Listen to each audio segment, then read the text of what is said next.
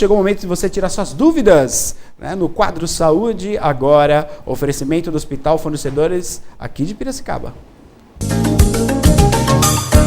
E conosco aqui ao vivo, Graziela, ginecologista. Boa noite, prazer em recebê-la novamente. Muito obrigada. Graziela, toda vez que vem aqui, o que as pessoas mandam de perguntas, né? Bom.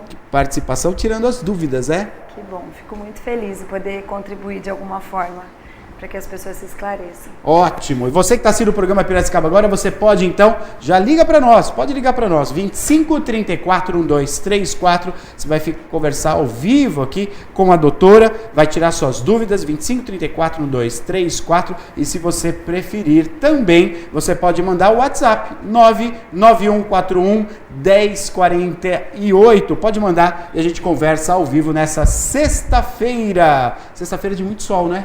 Muito calor, Que né? calor sexta-feira. Ó, agora aqui, 19 horas o sol brilhando lá fora, né? Mas tá bom, vamos aproveitar o verão, né, Com doutora? certeza. Pode mandar pergunta? Chegou pergunta com a Maria? Diga lá, Maria. Chegou sim, doutora, já várias perguntas, tanto pelo telefone como pelo WhatsApp. Vamos começar pelo WhatsApp, então? É a Renata Lima, lá do centro. Doutora, ela pergunta o seguinte: boa noite, tenho mioma uterino intramural. É assim mesmo que fala, doutora? É assim mesmo. De 2,5 centímetros, cólica forte, menstruo 2 vezes no mês e meu fluxo menstrual aumentou.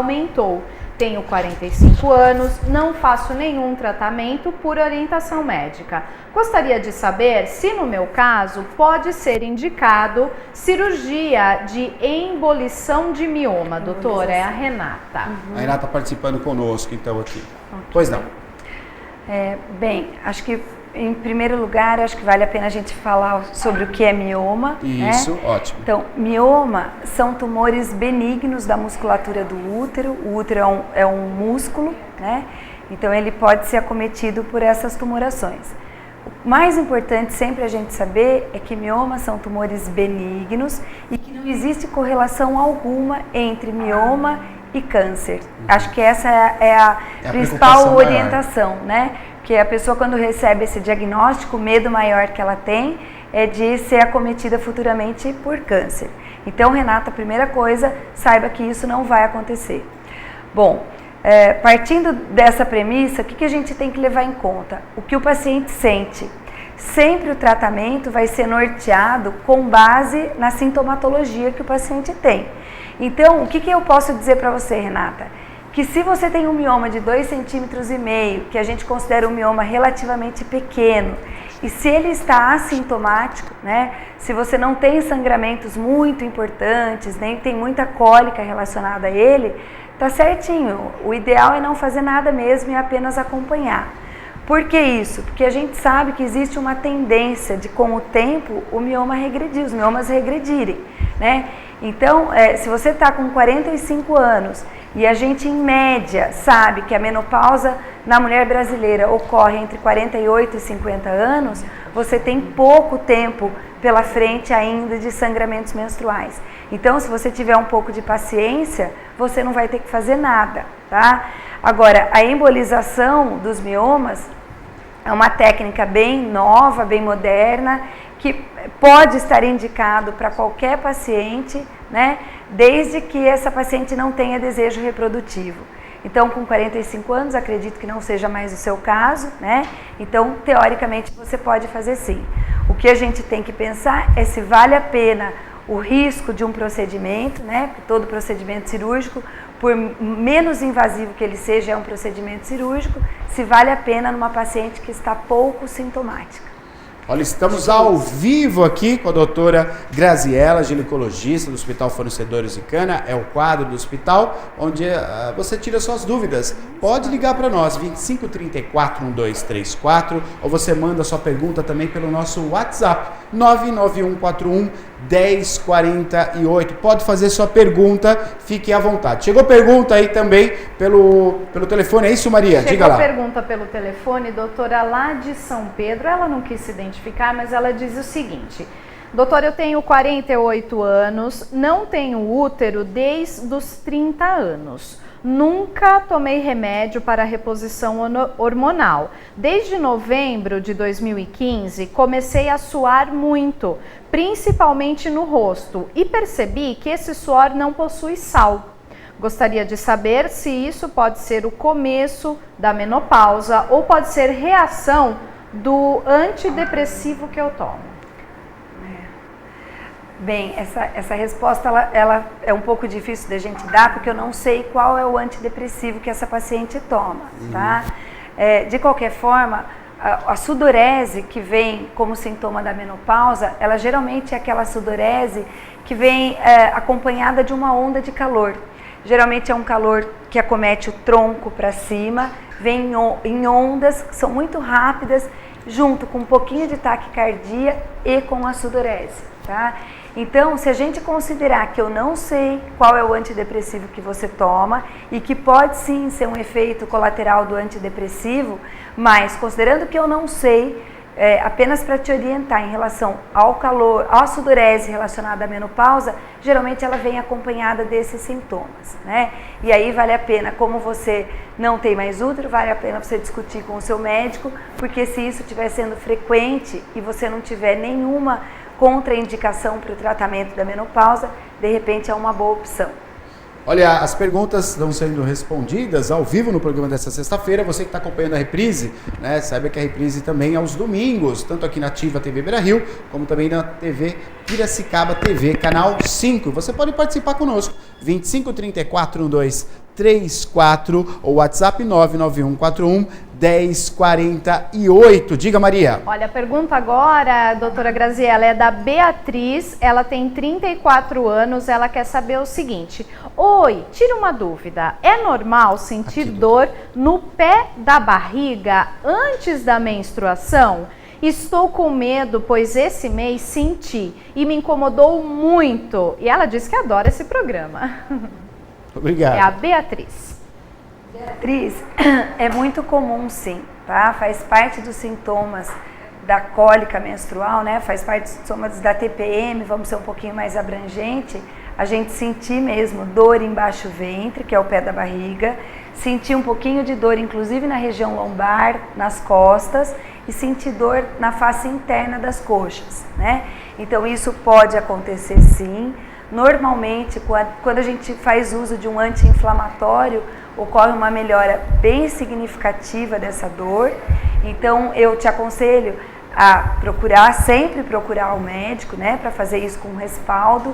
E aí, fazer um tratamento com anti-inflamatório durante a menstruação. E se não houver melhora alguma, se você não notar que não melhorou absolutamente nada com o uso do anti-inflamatório, aí partir para a investigação complementar. Pergunta chegando para nós aqui também, doutor, é o seguinte: quais são os principais sintomas da síndrome do ovário policístico? Gente, essa pergunta ela sempre aparece, né, quando a gente vai falar sobre ginecologia. Então, os principais sintomas do ovário policístico, o principal é a irregularidade menstrual. Então, é aquela paciente que, por hora, fica meses sem menstruar, por hora passa a menstruar a cada 10, 15 dias e com um fluxo bastante variável, né? Geralmente são pacientes que menstruam bastante. Fora isso, o que ela pode apresentar? Ela pode apresentar um aumento de acne, a pele ser mais oleosa e mais acneica, e ela pode apresentar também oleosidade de pele, às vezes queda de cabelo e dificuldade para engravidar. A princípio, são esses os principais sintomas. Tá, estamos ao vivo aqui, tem pergunta chegando pelo WhatsApp. Diga, Maria. Olha, a pergunta da Juliana é lá do Eugênio Montebello. Ela diz: a amiga da minha mãe quer saber se é normal ter sangramento tratando o cisto no ovário e tomando o anticoncepcional aí, o Selene, doutora. Como é que ela chama? É a Juliana. Juliana, olha só. Cisto de ovário não costuma dar sintoma de sangramento. Ao contrário do que as pessoas podem pensar, o sintoma do cisto de ovário, se for cisto mesmo, não ovários micropolicísticos, né? O sintoma principal do cisto ovariano é o aumento do volume abdominal. Agora, quando a gente opta por fazer tratamento para os cistos ovarianos com anticoncepcionais, no início do tratamento, né, e não pelo cisto, mas sim pelo anticoncepcional, a gente pode sim apresentar um sangramento irregular. Normalmente isso acontece nos 2, 3 primeiros ciclos e tende a desaparecer depois. Estamos no quadro Saúde Agora, oferecimento do Hospital Fornecedores de Cana, aqui de Piracicaba, há 5 anos com esse quadro, atendendo toda a população de Piracicaba e região, tirando as dúvidas com os profissionais qualificados do hospital, aqui, né, ao vivo em nosso programa. Olha, doutora, tem programa do Zika, né, tem pergunta do Zika vírus, né, perguntando bastante a questão da mulher, se tem um período. Posso entrar? Tem pergunta aí, Maria? Olha, tem pergunta, chegou Já pelo entra aqui, telefone, doutora, quer saber o que pode causar o pólipo uterino? Bom, tanto o pólipo quanto o mioma, né, eles são doenças que são muito comuns na idade reprodutiva da mulher. Então existe uma forte associação da existência dele com a produção hormonal, com os estrogênios, né? Hoje essa é a teoria mais aceita. O principal sintoma do pólipo é o sangramento aumentado e às vezes cólica, né? E vale ressaltar também que é uma doença benigna em 99% dos casos, tá? Mas a associação principal, a causa principal é a exposição da mulher aos próprios hormônios que ela produz, tá? Não tem nada que nós possamos fazer para ter, né? O que a gente tem é que a nossa produção hormonal nos torna mais sujeitos a produzir pólipos e miomas. Com isso, nenhuma prevenção também. Não tem. Então, na verdade, o que a gente sabe é que antigamente, quando as mulheres tinham mais filhos, elas ficavam menos tempo expostas ao estrogênio e com isso elas tinham um risco menor, tanto de mioma quanto de pólipos. Hoje, que a gente pensa tanto para ter filhos e tem menos filhos, a gente está mais exposta a isso. Estamos ao vivo, você participa conosco, 2534-1234, ou pelo telefone, ou pelo WhatsApp, 99141-1048. Pode mandar a sua pergunta aqui para nós, viu? Bom, vamos questionar agora, né, doutora, a questão do Zika vírus. Tem um período que a mulher ela corre mais risco, durante toda a gravidez? Olha, na verdade a gente não tem essa resposta ainda, né? O Zika é tão novo para nós médicos quanto é novo para toda a população. Então essas perguntas elas não têm resposta ainda, né? O que a gente sabe como regra para as outras doenças infecciosas, né? É que geralmente no primeiro trimestre sempre os estragos são maiores, os danos são maiores. Então a gente acredita que em relação ao Zika também seja assim, né? Mas tudo ainda é especulação, a gente não sabe ainda, né? Então, hoje ainda eu vi num grupo de discussão que a gente tem no Facebook, uma pessoa fez uma colocação muito, muito inteligente, né? Porque algumas pessoas, a população já deve ter ouvido falar sobre uma especulação a respeito da associação do Zika com vacinas. Sim, né? Tá rodando por aí. Então, assim, ninguém sabe nada disso, né? Isso até esse momento é só uma especulação que surgiu porque o Zika já existe em alguns outros países e não tem a correlação com a microcefalia. Então, para a gente poder estabelecer isso, os estudos vão ter que vir. A gente vai ter que fazer sorologia, as gestantes que tiveram Zika, aquelas... Por que umas, o feto tem microcefalia, por que outras não têm? Então, sinceramente, hoje o que a gente tem a dizer é quase nada sobre isso, né? A gente não sabe, porque não sabe mesmo, porque desconhece, é uma doença nova para nós, né? Então, eu não consigo te responder essa pergunta com exatidão. A gente, levando por base as outras doenças que são parecidas, que têm um comportamento parecido, eu diria que no primeiro trimestre é sempre pior, os danos são sempre piores. São piores, né? Agora, como a gente não sabe muita coisa sobre o Zika, tá? O que eu diria é assim, sem alarde ainda, né? Mas vamos segurar quem não engravidou até agora e quem não está num tempo que ela não está correndo, a paciente que não está correndo contra o tempo em relação à gravidez, vamos esperar um pouquinho, né? Para a gente saber o que vai vir por aí.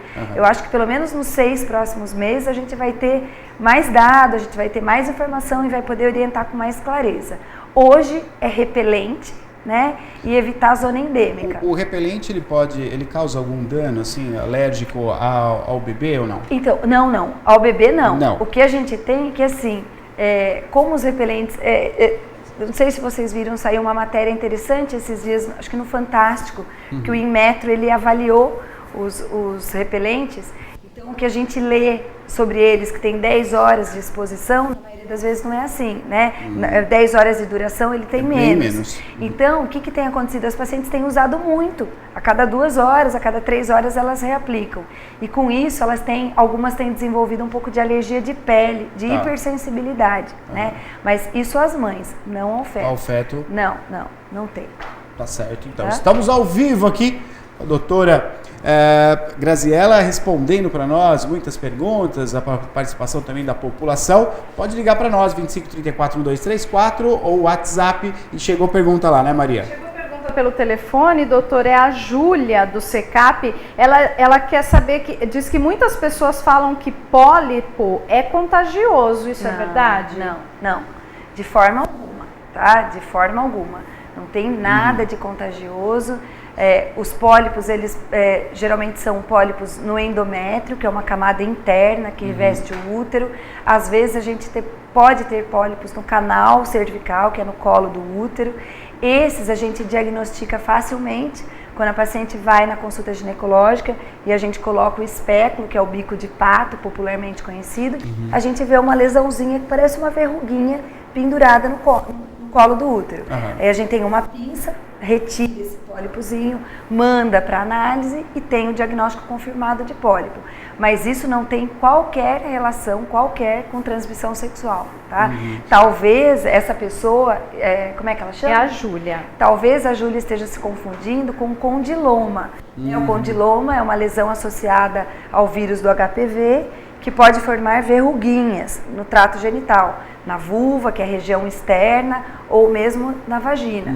Mas aí é uma outra doença, que se chama condiloma e é causado por um vírus chamado HPV. São coisas distintas, tá? Mas o pólipo, não. O pólipo tem relação com o hormônio, não relação com vida sexual, com atividade sexual. Bom? Diga, Maria, pode falar. Olha, também pergunta chegando, quer saber se quem tem ovário policístico tem dificuldade para engravidar. Tem dificuldade para engravidar, tá? Tem dificuldade para engravidar porque a síndrome dos ovários policísticos, ela se caracteriza pela falta de ovulação. Então essa mulher, ela não ovula com facilidade. Logo, se ela não ovula, ela tem dificuldade para engravidar. Sim, tá? E aí, estabelecido o diagnóstico, a gente confirmou que essa paciente tem mesmo, né? A gente vai atrás de tentar descobrir as causas para esse ovário policístico. Hoje até eu e a Ana, que trabalha aqui, a gente esteve discutindo um pouquinho isso, né? Porque é uma doença bastante comum, então ela veio me perguntar. E o que a gente sabe sobre ovários policísticos? Que as principais causas são distúrbio de tireoide, obesidade e distúrbio de glicose, né? Então as pacientes diabéticas ou pré-diabéticas, elas têm um risco maior de desenvolver ovário policístico, né? Às vezes ela nem tem pré-diabetes, nem tem diabetes, mas é aquela paciente que tem um aumento de gordura no abdômen. Então essas pacientes são mais predispostas. E aí elas apresentam aqueles sintomas que eu já falei, que é dificuldade para menstruar, acne, aumento de pelos e dificuldade mesmo para engravidar. Tá? Então muitas vezes quando a gente consegue identificar a causa que levou à instalação do ovário policístico, a gente corrige a causa e a gente cura a paciente, né? Então, por exemplo, uma paciente que tem distúrbio de tireoide, se eu corrigir a tireoide dela, ou muitas vezes uma medida bem simples como perda de peso, né, já consegue estabelecer ciclos onde ela passa a ovular normalmente depois. Tá? Mas sim, essa é uma doença. Toda vez que a gente tem uma paciente com infertilidade, a gente tem que lembrar da síndrome dos ovários policísticos, sim. Que pode ser. Doutora, isso é muito interessante a gente entrar nessa questão do engravidar, né? Que a gente vê que tem muito tratamento para a mulher, né? No aspecto que tem algum problema, não consegue engravidar, você tem aí remédios, hormônios, enfim, tem os tratamentos. Agora para o homem não, né? Para o homem é bem mais reduzido isso, né? E o que é o machismo que bloqueou Como assim essa... é mais reduzido? Não entendi. Então, quando o homem tem um problema para engravidar, tem, por exemplo, a produção de espermas reduzido, né? Então ele tem que partir para uma inseminação artificial. Não há nenhum tipo de remédio para esse trato. Não, né? não. Isso se deu ao decorrer aí da história por ser sempre a mulher a culpada por engravidar e aí a pesquisa evoluiu mais? Será que é isso? Talvez. Mas é porque na verdade eu acho que não, sabe? Eu acho que assim, sempre que a gente vai investigar um casal que tem dificuldade para engravidar, a gente sempre parte do princípio que não existe um responsável pela dificuldade de engravidar, uma vez que são um casal, né? E a gente sempre vai investigar os dois. Quando a gente descobre que a infertilidade é de causa masculina, né? Quais podem ser as causas? Desde qualidade ruim de espermatozoide, né? E aí eu digo em termos de velocidade, em termos de composição do espermatozoide, ou mesmo pacientes que não produzem espermatozoides, né? E aí a gente não tem, até o momento, um tratamento eficaz. Tratamento para isso. Eu não tenho uma medicação que eu consiga dar para aumentar a velocidade desse espermatozoide ou para melhorar o aspecto dele, para que ele seja regularzinho, para que ele dure mais, para que ele tenha uma vida maior.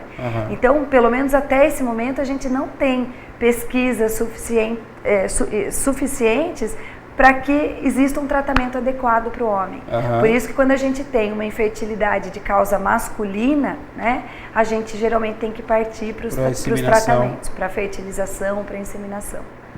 Perfeito. Estamos ao vivo aqui da doutora, você pode participar. Participa conosco aqui, 2534-1234. Mais perguntas chegando, diga Maria. Olha, a pergunta chegou pelo telefone, doutora, é lá do bairro Gilda. A Paula quer saber se a pílula do dia seguinte, antes se falava mais dela, né? Agora o pessoal não tem comentado muito. Se é perigoso tomar mais de uma vez. Olha, a gente tem que pensar que a pílula do dia seguinte é como o nome está dizendo, né? A pílula do dia seguinte, ela é um recurso para ocasiões especiais, porque a maneira como ela age, né? Ela só consegue atuar evitando gravidez a custas de uma dosagem hormonal muito grande. Então, assim, toda vez que eu me exponho a uma quantidade muito grande de hormônios, eu posso ter risco? Posso, tá? Risco do quê? De desencadear uma crise hipertensiva, risco de desenvolver trombose, tá? Então, eu digo sempre que quem tem uma vida sexual estabelecida, tem um parceiro, não é pílula do dia seguinte que é o método, né, de eleição.